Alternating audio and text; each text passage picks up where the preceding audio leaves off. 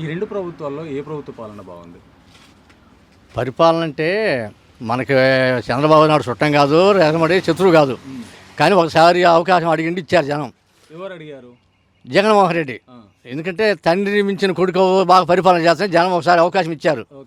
ఇచ్చిన తర్వాత ఇతను చేసే పరిపాలన ఏంటంటే ప్రతిపక్షం వాళ్ళని టార్గెట్ చేసిండు. ముందు మొత్తాన్ని కదిగడితే కేసులు కొట్టడం చేసిండు.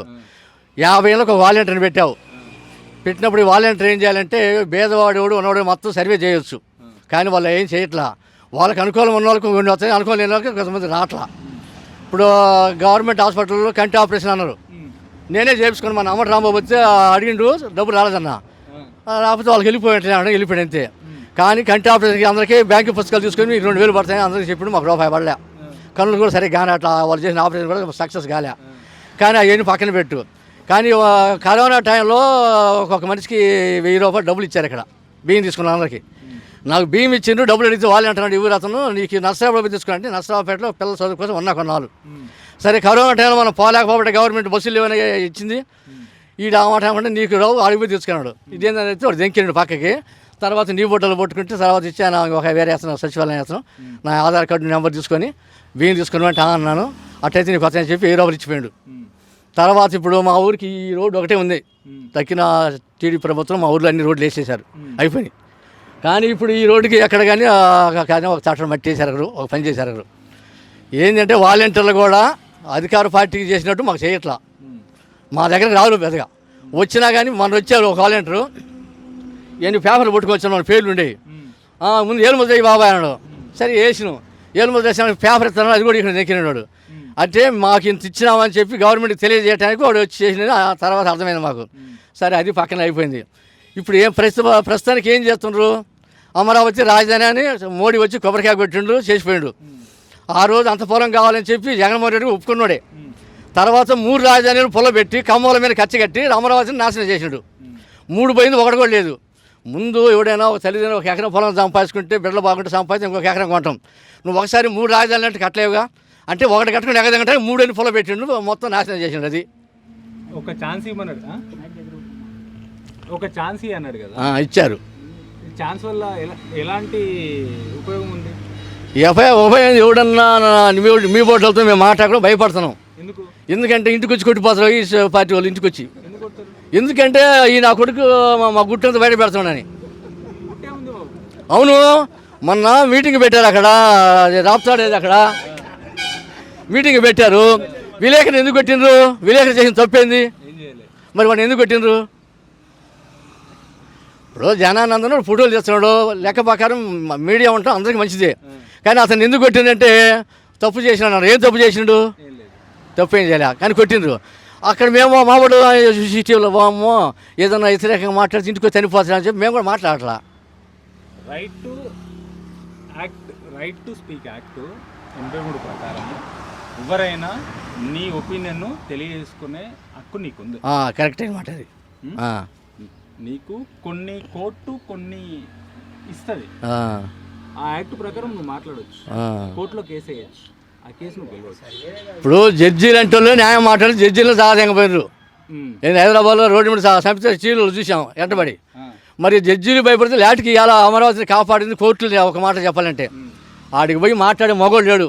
TV5 మూర్తి పోతే మూర్తిని కూడా కొట్టారు ఎంటబడి, అది కూడా చూసాం టీవీలలో. కాకపోతే ఇప్పుడు న్యాయం మాట్లాడటానికి ఎవరు ముందుకు రారు.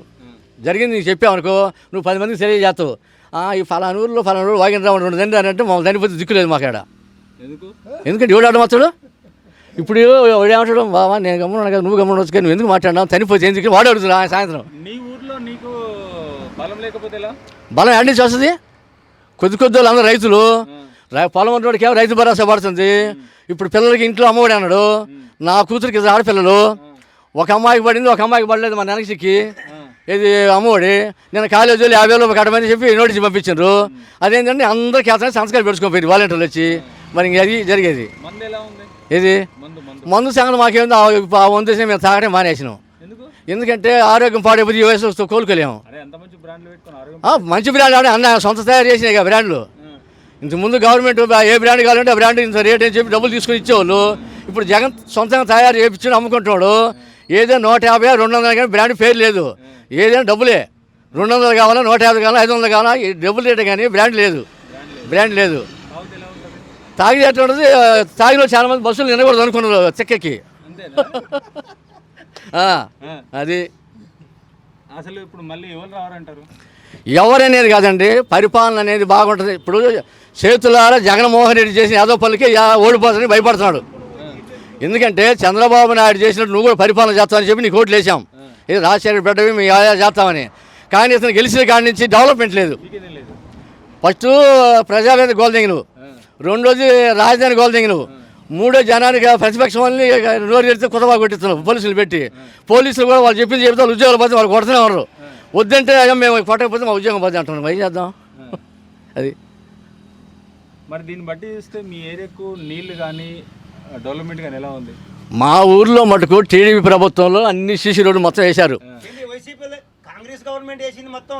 కాంగ్రెస్ గవర్నమెంట్ లో వేసింది 2 రోడ్లు వేశారు. ఏది అటల్ బిహారీ వాజ్పేయి కాడి నుంచి చంద్రబాబు మొత్తం టౌన్కి అన్ని బాగా చేసిండ్రు. ఏడా మీ ప్రభుత్వం వచ్చినా మన ఊరికి ఏం చేయండి నువ్వు చెప్పు. ఇప్పుడు జగన్మోహన్ రెడ్డి వచ్చినా మా ఊరికి చేసి వేయలేదు వాడిని చెప్పను. కాంగ్రెస్ గవర్నమెంట్ లో మా ఊరికి, రాజశేఖర్ గవర్నమెంట్ లో వాటర్ ప్లాంట్ వచ్చింది, ఫ్రీ నీళ్లు. లేకపోతే మా ఊరికి బ్రిడ్జి కావాలని కాంగ్రెస్ గవర్నమెంట్ కట్టించింది. మా ఊర్లో ఈ ఊరు నుంచి తండా రోడ్డుకి సీసీ రోడ్డు కాంగ్రెస్ గవర్నమెంట్లో రోడ్డు పోశారు. కింద చిన్న నాణ్యత లేని రోడ్లు ఒక 4 పోశారు టీడీపీ గవర్నమెంట్లో. ఆల్రెడీ పగిలిపోయి ఉన్నాయి. దాన్ని వీళ్ళు గొప్పగా చెప్పుకుంటున్నారు, అంతే తప్ప ఏం లేదు. కావాలంటే రివ్యూ చేసుకోండి. సరే ఇవన్నీ కాదు, మా ప్రభుత్వం డెవలప్మెంట్ లేదన్నా కదా. చంద్రబాబు నాయుడు శైలుడు ముసలోడు అయిపోయిండు, మేము ఎరగదీస్తామని ఒక చోటికి పట్టం కట్టాము. నువ్వు వచ్చినాక మా ఊరికి ఏం మేలేదు, ఒక పని చూపిన వాళ్ళని. వాళ్ళు ప్రభుత్వం వచ్చిన తర్వాత పాత తీద్దాము, నిన్నేదో బాగా ఎరగదీస్తాను, నేను గెలిపించుకున్నాము. నువ్వు వచ్చినా మా ఊరికి చేసి మంచి పని ఒక వాడిని చెప్పను. ఏం పని లేదు. 45 ఏళ్ళ డబ్బులు ఫస్ట్ ఎస్టీలకి బీసీలకి వాళ్ళకి వేసారు. మా ఊళ్ళో 2 సామాజిక వర్గాల్లో సోదరులు రెడ్డిస్ ఉన్నారు. అయితే ఇవాళ సంక్షేమ పథకాల్లో మా ఊరికి రేషన్ కార్డులు అన్నీ A to Z 99% ఉన్నాయి. 99% అందరికీ రేషన్ కార్డులు ఉన్నాయి. రేషన్ కార్డులో ఉన్న ఎగ్జిబిలిటీగా ఏ పార్టీ వాళ్ళని చూడకుండా అన్ని పార్టీల వాళ్ళకి ఇరు వర్గాలకి ఇద్దరికి కూడా సంక్షేమ పథకాలు అన్నీ అందినాయి. కాకపోతే ఎవరి పార్టీ తరపున వాళ్ళు గొప్పగా చెప్పుకోవచ్చు, నేను కాదన్ను. నా పార్టీ అని నేను చెప్పుకుంటాను, ఆయన పార్టీని ఆయన చెప్పుకుంటాడు. సంక్షేమ పథకాలు అందని ఇల్లు ఏదన్నా ఉంటే ఒకటి చూపించండి. ఒక్క ఇల్లు చూపించండి మా ఊళ్ళో రేషన్ కార్డు ఉన్న వాళ్ళకి. 45 ఏళ్ళ అందరికి 3 సార్లు వేసాం, మాకు 2 సార్లు వేశారు. ఇంకంత కట్టు మళ్ళీ రాపించుకుని రూపాయి రాలే. అమ్మోడేంటి మా పిల్లల పరిస్థితి తెలంగాణ విడగొట్టుకుని నా పిల్లల చదువులు అయిపోయినాయి. నాకు గవర్నమెంట్ చంద్రబాబు కానీ ఈయన ఇచ్చాను, నేనే రూపాయి తినలే. అలా రేషన్ బియ్యం ఒకటి మేము తిన్నది. ఇప్పుడు రేషన్ బియ్యం కూడా సంవత్సరం నుంచి మోడీ ఇచ్చే బియ్యం కానీ మాకు జగన్మోహన్ రెడ్డి బియ్యం ఇట్లా పంచదార ఇస్తున్నాం, పంచదార కూడా 1 నెల రావట్లే. ఇంత మటుకు వాస్తవం అది.